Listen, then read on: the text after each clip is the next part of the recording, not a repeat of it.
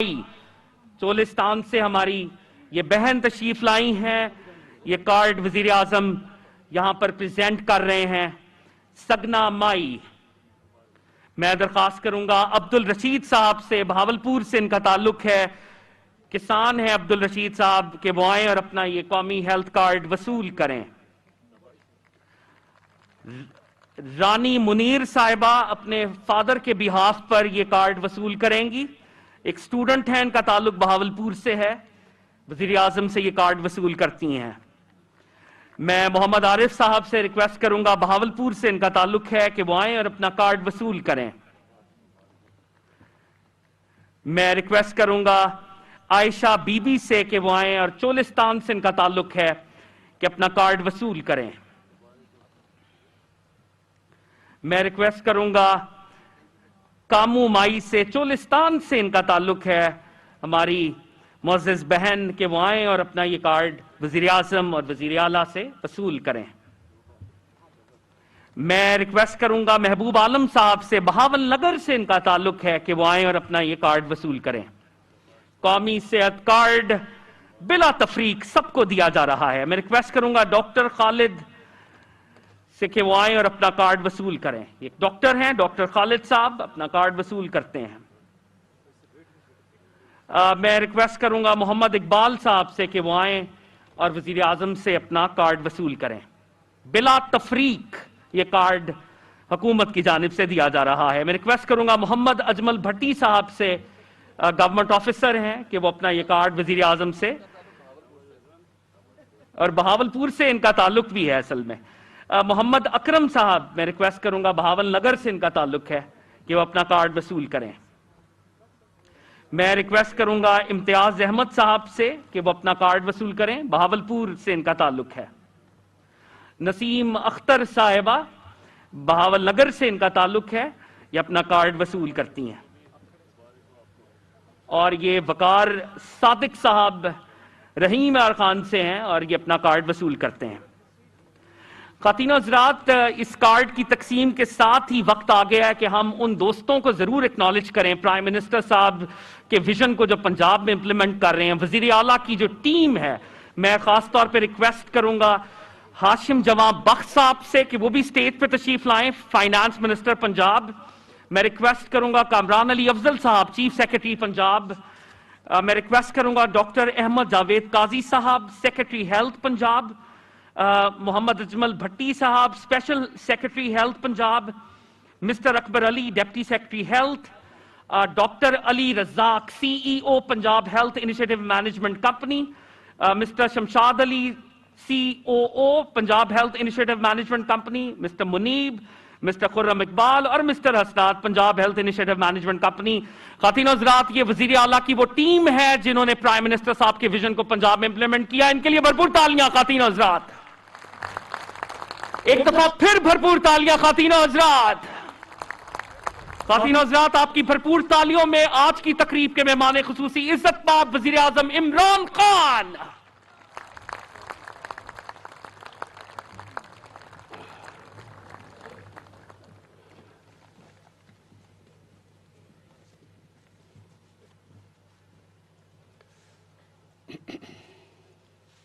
بسم اللہ الرحمن الرحیم.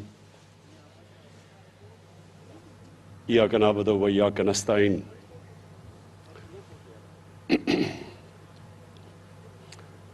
جناب Usman Buzdar, federal ministers, provincial ministers, members of parliament, خواتین و حضرات، جب میں پہلی دفعہ 18 سال کی عمر میں برطانیہ گیا تو مجھے پہلی دفعہ ایک فلاحی ریاست کو دیکھنے کا موقع ملا. ہمارا ملک بنا تھا ایک عظیم خواب جس کا نام پاکستان تھا، اور جس کی آبجیکٹو ریزولوشن میں یہ لکھا ہوا تھا کہ پاکستان نے ایک اسلامی فلاحی ریاست بننا تھا. تو یہاں تو نہیں نظر آئی فلاحی ریاست، لیکن جب میں برطانیہ گیا تو پہلی دفعہ میں نے ایک فلاحی ریاست دیکھی. اور مجھے خود بھی کئی دفعہ 2-3 دفعہ ہاسپٹل جانا پڑا, ایمرجنسی میں کوئی چوٹیں لگیں, تو میں نے دیکھا کہ انسانیت کیا ہوتی ہے. کوئی بھی انسان جاتا تھا, میں تو باہر کا ملک کا تھا, لیکن اس کو اس کی حیثیت کے مطابق اس کا علاج ہوتا تھا. اگر اس کے پاس پیسے نہیں تو مفت علاج ہوتا تھا وہ گورنمنٹ ہاسپٹلز میں. اور مجھے وہ کبھی وہ چیز نہیں بھولتی کہ میں ہر قسم کے لوگوں کو وہاں دیکھتا تھا, اور ڈاکٹرز اور نرسز کوئی فرق نہیں کرتی تھی کہ ایک آدمی پیسے دے کے علاج کروا رہا ہے اور دوسرا مفت علاج کروا رہا ہے. کوئی فرق نہیں تھا انسانوں میں. میری جب والدہ بیمار ہوئی تو میں ان کو برطانیہ لے کے گیا, تو ان کا جو ڈاکٹر تھا اس نے نیشنل ہیلتھ کے ہاسپٹل میں ان کا علاج کر رہا تھا, اور ان کے جو نیشنل ہیلتھ کے ہاسپٹلز تھے ان میں مفت علاج ہوتا تھا. مفت جو کہ لوگ پیسے نہیں دے سکتے تھے. تو میں اپنی والدہ کے لیے پیسے دے کے علاج کروا رہا تھا, اور ان کے ساتھ والے بستر پہ ایک عورت تھی جس کا مفت علاج ہو رہا تھا. تو میں مسلسل دیکھا کہ ڈاکٹرز اور نرسز کوئی فرق نہیں کرتی تھی ان کے بیچ میں. تو یہ یاد رکھیں, میں اپنی قوم کو بار بار ایک چیز سمجھاتا ہوں کہ ہمارے نبی کو رحمت للعالمین کہتے تھے. اللہ نے قرآن میں ان کو رحمت للعالمین بنایا تھا. سب انسانوں کے لیے رحمت بن کے آئے تھے. اس کو اگر ایک قدم آگے لے جائیں تو جو بھی ان کی سنت پہ اور ان کے راستے پہ چلے گا, اللہ کی رحمت ان لوگوں کے اوپر آئے گی. تو میں نے تو اپنی آنکھوں سے دیکھا کہ وہ ملک جو ہمارے دین والے تو لوگ نہیں وہاں, لیکن میں نے اللہ کی برکت دیکھی ادھر. وہاں اس طرح کے حالات نہیں جو ہمارے ملک میں, کیونکہ وہ مدینہ کے ریاست کے زیادہ قریب ہے ہمارے سے. اسکینڈینیویا چلے جائیں, وہاں اور زیادہ قریب ہیں. برطانیہ سے بھی بہتر فلاحی ریاست ہے. لیکن آپ اپنی 50 سے اوپر مسلمان ملک ہیں, اور مجھے زیادہ تر موقع ملا ان مسلمان ممالک میں جانے کا, اور مجھے افسوس سے کہنا پڑتا ہے کہ شاید ہی وہاں کوئی فلاحی ریاست میں نے دیکھی ہے.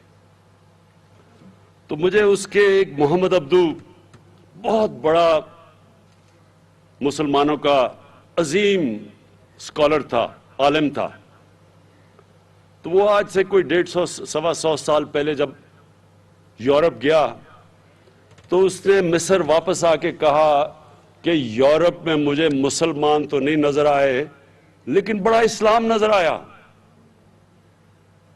اور مصر میں مسلمان تو بڑے ہیں لیکن اسلام بہت کم ہے.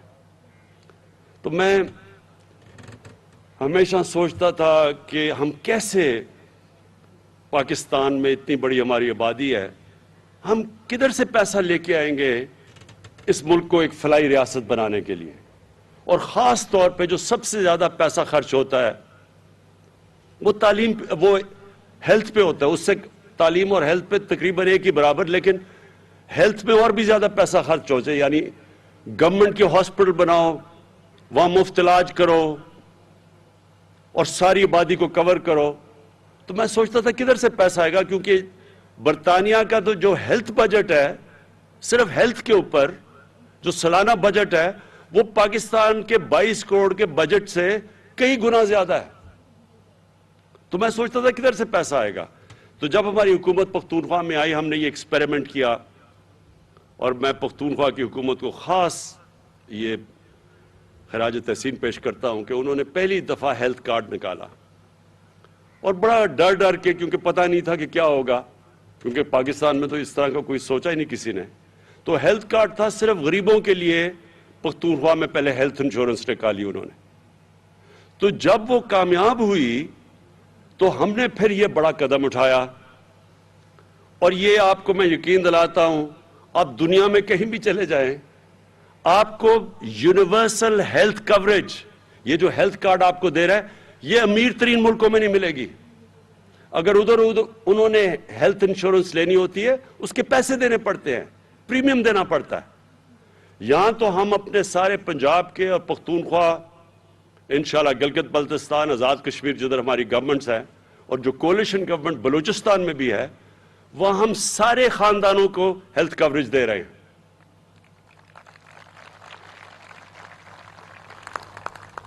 تو یہ میں ذرا اب آپ کو دوسری چیز بتاؤں کہ اس سے اب کیا ہوگا۔ ابھی ہمارا مسئلہ کیا ہے پاکستان میں؟ پہلے تو ہمارے پاس اتنا پیسہ ہی نہیں کہ اتنے زیادہ ہاسپٹل بنائیں جو ساری عوام تک ہم پہنچ سکیں۔ ہماری آبادی اتنی تیزی سے بڑھی ہے کہ وہ جتنی ہماری آبادی ہے اس کے لیے اگر ہم پورے ہاسپٹل بھی بنا دیں اور پھر جو پیسہ ہاسپٹل کو چلانا وہ ہم کر ہی نہیں سکتے پورا۔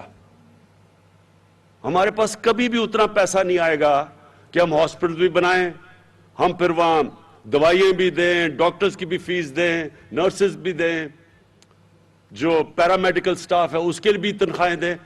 ہمارے پاس پیسہ اتنا آ ہی نہیں سکتا، اگلے 5 سال میں تو نہیں آ سکتا، اس کے بعد انشاءاللہ آ بھی سکتا ہے جو پاکستان میں اللہ نے نعمتیں بخشی ہیں۔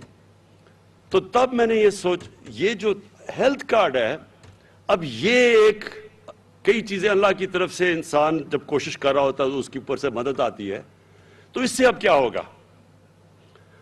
جو مسئلہ سب سے بڑا اس وقت ہمارے اکثریت عوام کو ہے کہ دیہاتوں کے اندر، چھوٹے شہروں میں، وہاں ہمارے جو ڈسٹرکٹ ہاسپٹلز ہیں، میں نے اتنی دفعہ دیکھا وہاں ڈاکٹرز ہی نہیں ہوتے۔ وہ بیچارے وہاں سے دور سے لوگ سارے ڈویژن ہیڈ کوارٹرز کے ہاسپٹل میں آتے ہیں، اور وہاں اتنی زیادہ لوگ آ جاتے ہیں کہ وہاں ایک بستر پہ 3 لوگوں کو سلانا پڑتا ہے۔ بچے آپ دیکھیں، چھوٹے بچوں کو وہاں 3 بچے ایک بستر پہ ہیں، اور کئی دفعہ انفیکشنز ہوئی ہوتی ہے اور وہ ایک ہی بستر پہ ہے کیونکہ جگہ ہی نہیں ہے ہسپتالوں میں۔ تو تھوڑے سے ہاسپٹل میں زیادہ تر لوگ پہنچ جاتے ہیں، اور جو پیسہ خرچ کر رہی ہے حکومت ڈسٹرکٹ ہاسپٹلز میں وہ خالی پڑے ہوتے ہیں کیونکہ وہاں ڈاکٹرز ہی نہیں جاتے ہیں۔ تو یہ جو اب ہیلتھ کارڈ ہے یہ کیا کرے گا؟ اب چھوٹے سے چھوٹے بھی شہر کے اندر پرائیویٹ سیکٹر جائے گا ہاسپٹل بنانے، جو پہلے نہیں جاتا تھا۔ پرائیویٹ سیکٹر صرف بڑے شہروں میں ہاسپٹل بناتے ہیں کیونکہ وہ سمجھتے ہیں چھوٹے شہروں میں پیسے ہی نہیں لوگوں کے پاس۔ اب یہ جو ہیلتھ کارڈ آئے گا، یہ پہلی دفعہ چھوٹے شہروں میں، قصبوں میں، بلکہ گاؤں میں بھی پرائیویٹ سیکٹر جائے گا ہاسپٹل بنانے، کیونکہ اب لوگوں کے پاس پیسے ہوں گے اپنا علاج کروانے کے لیے ہیلتھ کارڈ کے ذریعے۔ تو انشاءاللہ یہ ایک سارے پاکستان میں خود ہی ہیلتھ کوریج پہنچ جائے گی۔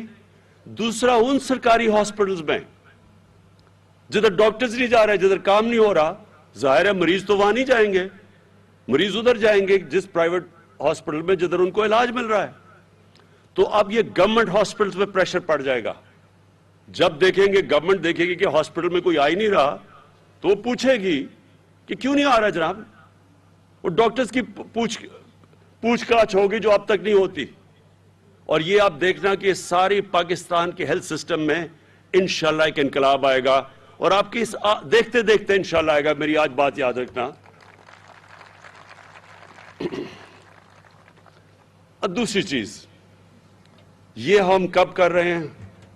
سارے پنجاب میں، اور یہ سن لیں پھر سے، کبھی اس ملک کی تاریخ میں کبھی اتنا پیسہ عوام کے اوپر کسی نے خرچ کیا ہی نہیں ہے۔ 400 ارب روپیہ پنجاب خرچ کر رہی ہے ہیلتھ کارڈ پہ۔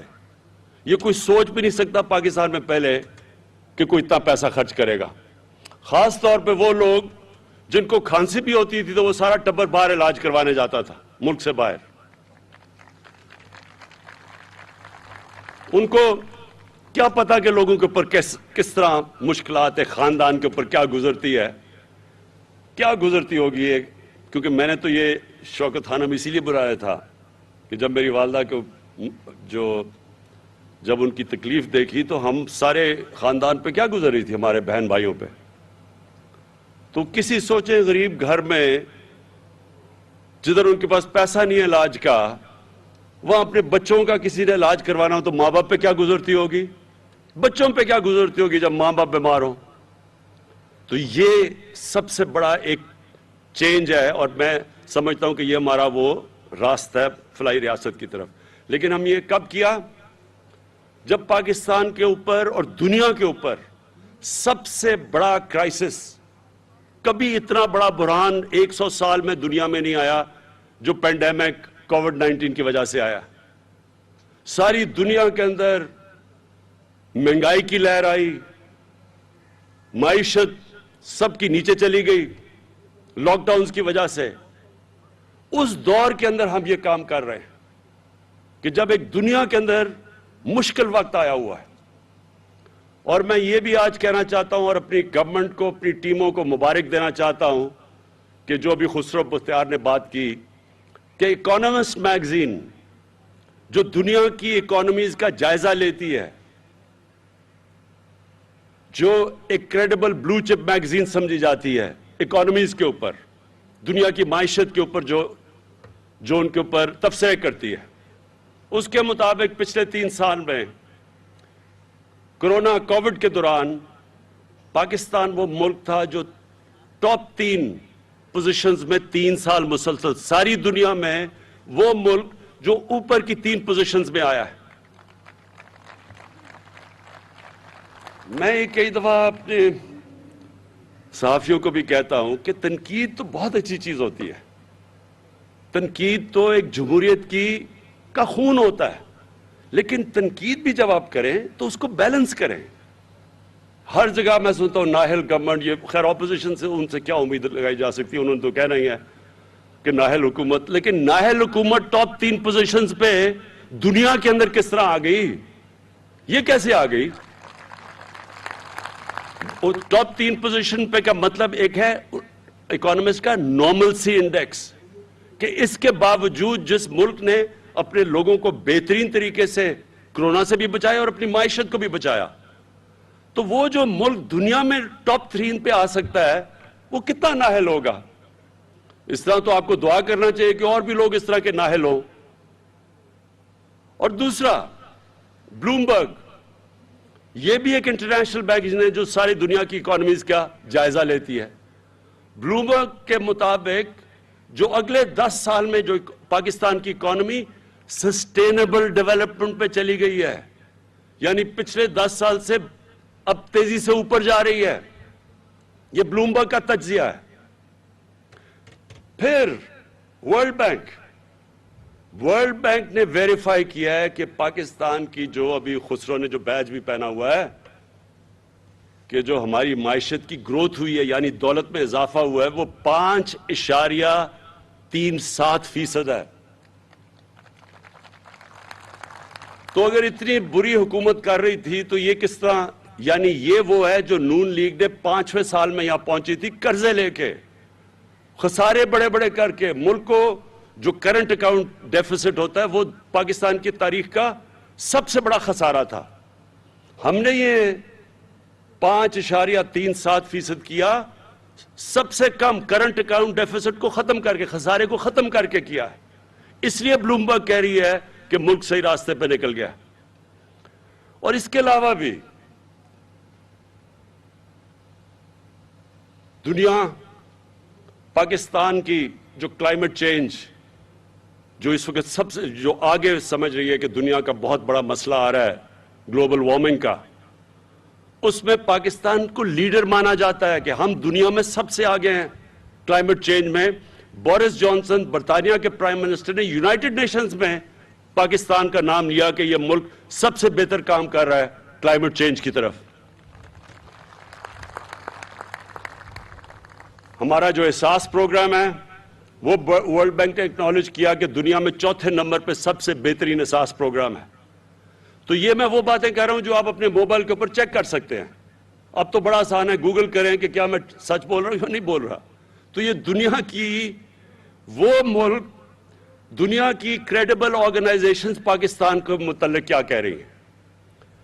ہمارے جو پچھلے 2 سربراہ گزرے ہیں پچھلے 10 سال میں، ان کے اوپر بھی ویسے دنیا بڑا تبصرہ کرتی تھی.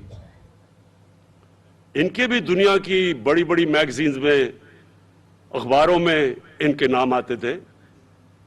ان کے اوپر بی بی سی کی دونوں ڈاکیومنٹری بنی تھی دونوں سربراہوں کے اوپر، لیکن وہ بنی تھی کہ انہوں نے کس طرح پاکستان کا پیسہ چوری کیا، یہ کتنے کرپٹ ہیں. ان کی کرپشن کی داستانیں باہر آتی تھیں.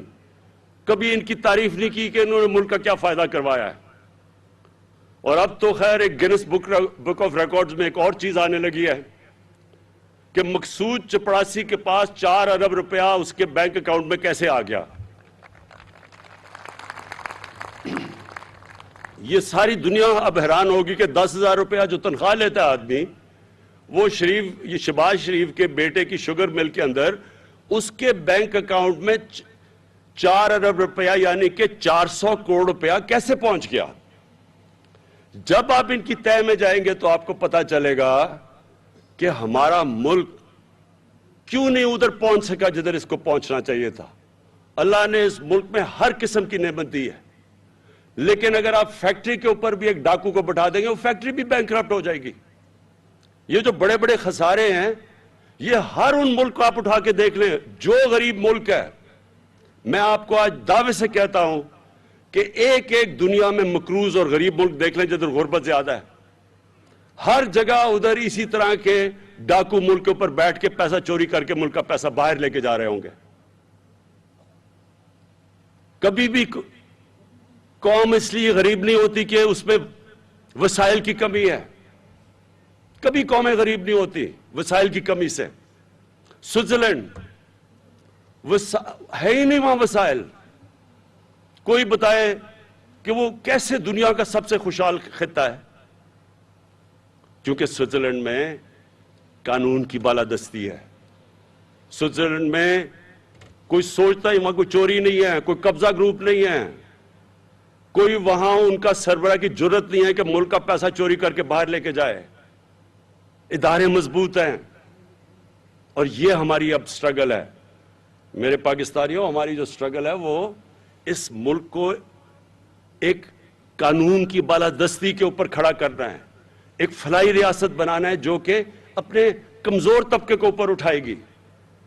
اور مدینہ کی ریاست میں انہی 2 اصولوں کے اوپر وہ ایک قوم کھڑی ہوئی تھی جس نے دنیا کی امامت کی تھی. وہی 2 اصول تھے. قانون کے اوپر کوئی نہیں تھا, قانون کی بالادستی تھی, سب قانون کے نیچے تھے. اور دوسرا, دنیا کی تاریخ کی پہلی فلاحی ریاست بنائی گئی تھی. اور ان اصولوں پہ پاکستان کو کھڑا ہونا چاہیے تھا. تو اللہ کا شکر ہے کہ ہم اس راستے پہ نکل چکے ہیں. پہلا ہمارا یہ بہت بڑا ایک اساس پروگرام ہے, ایک کامیاب جوان پروگرام ہے, اور اب یہ جو ہیلتھ کارڈ ہے یہ سارا ایک پاکستان کو فلاحی ریاست کی طرف لے کے جا رہا ہے. اور دوسرا جو ہمارا مقابلہ یہ ڈاکوؤں کے ٹولے سے ہے, اور ان کا سب سے بڑا مسئلہ یہ ہے کہ قانون کے نیچے اپنے آپ کو نہیں لانا چاہتے. یہ چوری کریں تو جی ہمیں NRO دے دو, غریب بیچارہ چوری کرے تو وہ جیل میں.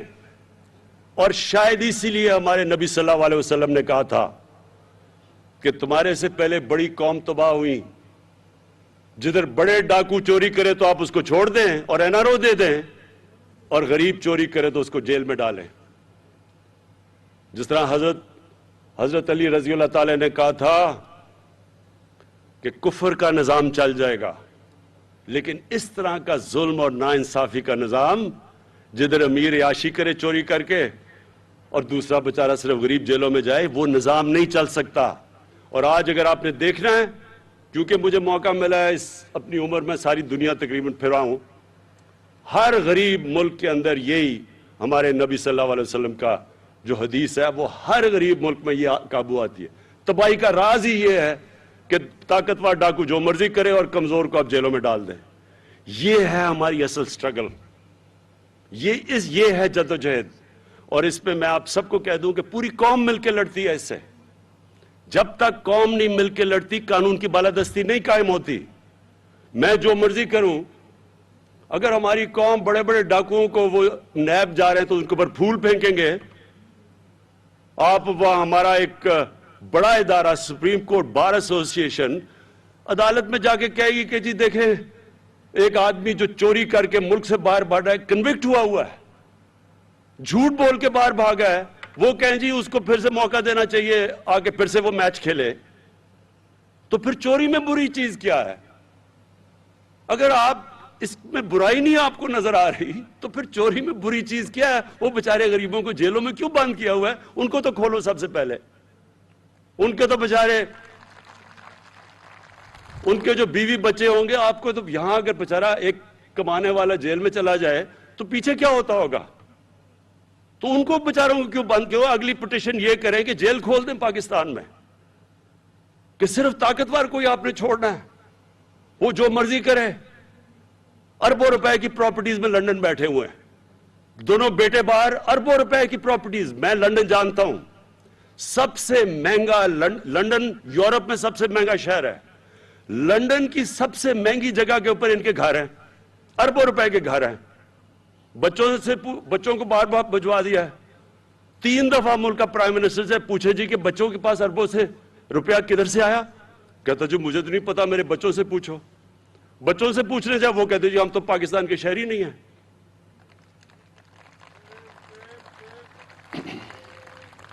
تو میرے بہاولپور کے شہریوں،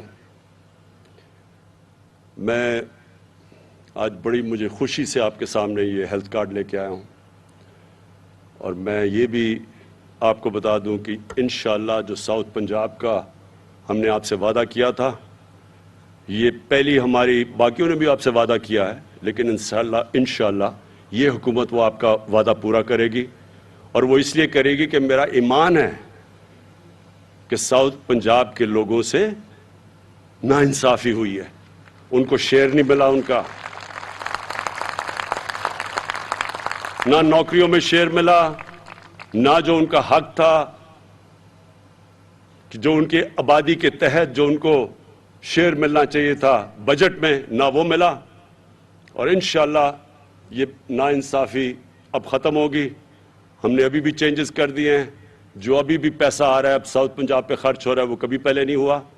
اور انشاءاللہ یہ جو میں اگلی باری آپ سے جب ملاقات ہوگی، میں ساؤتھ پنجاب کا جو سیکریٹریٹ ہے اس کی اوپننگ کے لیے آؤں گا. شکریہ. ناظرین، وزیراعظم عمران خان بہاولپور کے ایک روزہ دورے کے دوران نیا پاکستان قومی صحت کارڈ پروگرام کے اجرا کی تقریب سے خطاب کر رہے تھے. انہوں نے کہا کہ 18 سال کی عمر میں برطانیہ جا کر پہلی بار فلاحی ریاست دیکھنے کا موقع ملا. پاکستان اسلامی فلاحی ریاست کے نام پر بنا تھا. مسلمان ملک فلاحی ریاست سے بہت دور ہیں. برطانیہ کا صحت کا بجٹ پاکستان کے کل بجٹ سے بھی زیادہ ہے. یونیورسل ہیلتھ کوریج کے حوالے سے انہوں نے کہا کہ یونیورسل ہیلتھ کوریج